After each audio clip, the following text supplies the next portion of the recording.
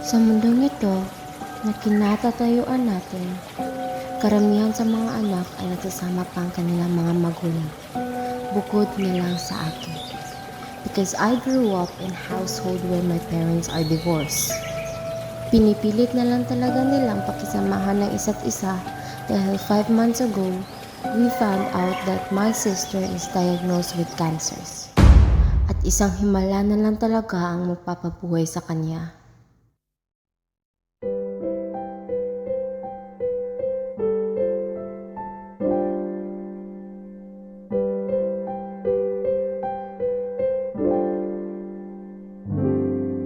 Manang! Manang! Ano ba, Mav? Kumalma ka nga, pwede ka namang salita na hindi sumisigaw. Ang tagal kasi. Pero hindi yan rason para sumigaw ka. Pwede ka namang salita ng kalmado.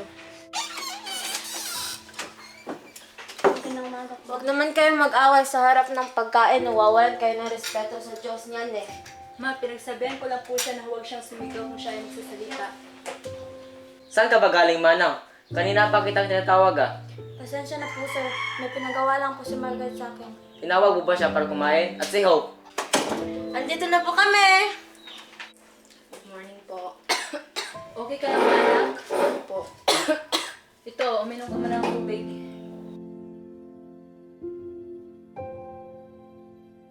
Diba may check-up siya ngayon? Mas mabuti, maaga kayong pumunta upang mapatingin siya agad sa doktor. Opo, ma. Sige na, kumain na tayo. Muna na pala ako, may emergency yung kumpanya. Anak, pasensya na, hindi mo na kita kasamahan sa therapy mo ngayon. Ma, mas umunahan mo pa ba yung meeting na yan kaysa sa anak mo? Hindi naman ganun, Liv. Pupuntahan ko ito at ayusin parang sa pamilya natin. Sige na, aalis na ako. Sige, mag-ingat ka. Ako na lang sasama sa kanila sa ospital.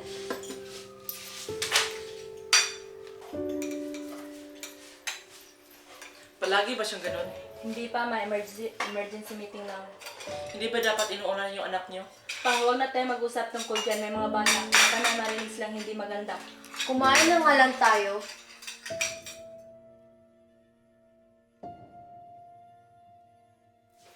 Dan, naalala ko lang. Ang tagal mo dumating dito kanina. Saan ka ba galing? Nagpapangil lang. May masama ba doon? Sabihin mo yung totoo. Lagot ka, lolo. Oo na, tumulong ko ng konti sa pag-aayos ng aking sasakyan. Pa, di ba bawal ka magtrabaho?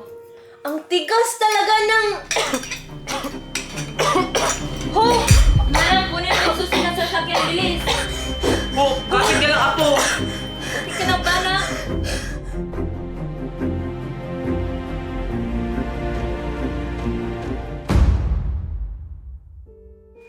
Baka kung ano na ang nangyari kay Hope. Anak, humanahan ka lang. Huwag kang mag-isip ng ganyan. Huwag kang mag-alala, anak. Nandito lang kami. Dr. Chu, kamusta po yung kapatid ko? She's resting for now. We already transferred her in her room. We gave her a dose of meds to calm her down. I'm so sorry, but I suggest we do the surgery as early as possible. Because maybe she won't make it in another month. Sige po, Dok. Salamat. Dr. Chu, Yes. pwede po ba kitang makausap? Oo naman, bakit? Kung gagawin niyo po ba yung surgery, masisigurado niyo po bang kakayanin ng anak ko? Do not worry, we will do everything to make the surgery successful. Wala na po ba ibang paraan? I'm so sorry, but the least we can do is to remove the tumor in her heart and continue to give her medications for the other cancer that she is diagnosed with. She will suffer from chest pains and her heart will stop functioning if the tumor enlarges. Dr. Chu, even if we remove the tumor in heart, she is still diagnosed with cancer, diba? There is no cure. Did you even think for a second that it is too complicated to do the surgery? You can't even ensure that the surgery will be successful. Paano kung di niya kayanin? Paano kung... Like what I told her, Dr. Chu, pag-uusapan muna namin yung tungkol sa surgery. We will let you know once we have decided. okay, think about it wisely, Mom. Anak, kumalma ka muna. How can you tell me to calm down? Papayag ka po ba talaga na operahan si Hope? It will only cost us a lot of money. Don't worry about the money. That is not my point, Ma. I am not worrying about the money. What I'm worrying about is gagastos lang tayo sa wala. Mahina na yung puso ni Hope, Ma. She will not make it if she'll undergo surgery. Margaret!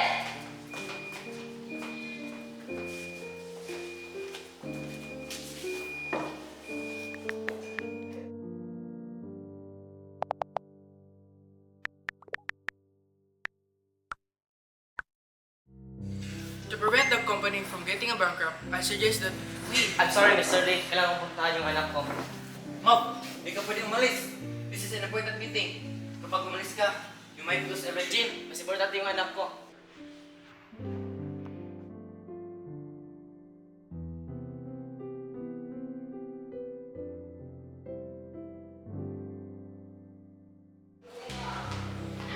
Oh, Lola! Lolo! Saan po kayo pupunta? Mag-uusap muna kami ng mama mo tungkol kay Hope.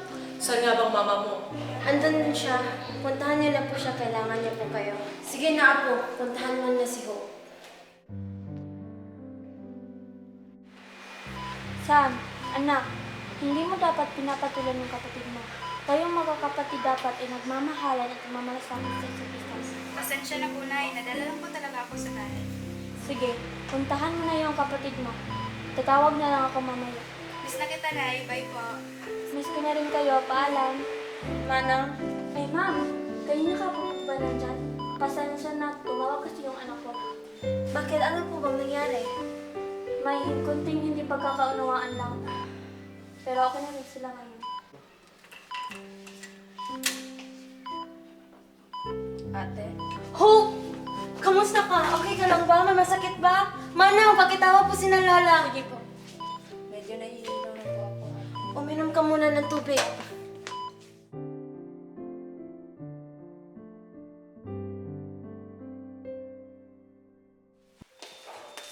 Anak, umiiyak ka ba? Bakit? Ano ba nangyari? Kasagutan po kami ni Margaret tungkol kay Hope. Anak, hindi mo naman siya masisisi kung ayaw niya talaga ipa-opera si Hope.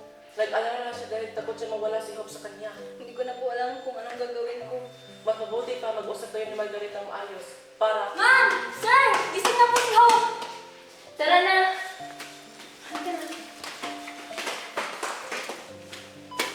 Hope! Okay ka lang ba? Ma, pasensya na kung nasigawan kita kanina. Hindi ko po talaga kinaya yung emosyon ko. Alam mo naman na gagawin ko ang lahat sa inyo, di ba? Kung ano pong magiging desisyon ni Hope, susuportaan ko po. Pa, di ba may meeting po kayo? Sinabihan ko ang iyong ama kung anong nangyari sa iyo, anak. Pero mawawala po sa iyong lahat. Mas importante ka, anak. Hindi ko na lang po itutuloy ng operation. Wala naman pong gamot yung sakit ko. At nahihirapan na po talaga ako. Naintindihan ko na gusto ng pahinga, anak. You will never forget ni Hope. Mahal ka namin ng sobra. Mahal ko rin po kayo.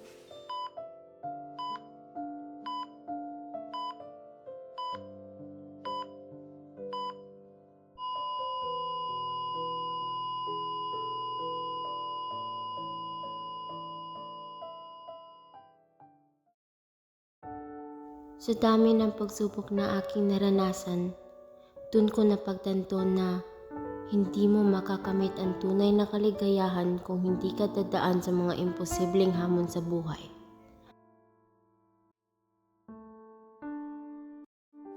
Marga, kumusta ka na ka? Bigla ka na lang kasi nawala sa nawala sa iyo. Okay naman ako. At first, I was having a hard time accepting it. Pero natanggap ko na rin naman ngayon. Kaya nga Hope yung name niya, di ba? Kasi she never failed to give me hope whenever I felt like I was giving up. Ang sweet mo talaga, no? Kaya, ilibre mo na ako. May milk tea doon, oh. Diyan ka talaga magaling, no? Bawi mo yan sa akin. May pogi doon. Sige.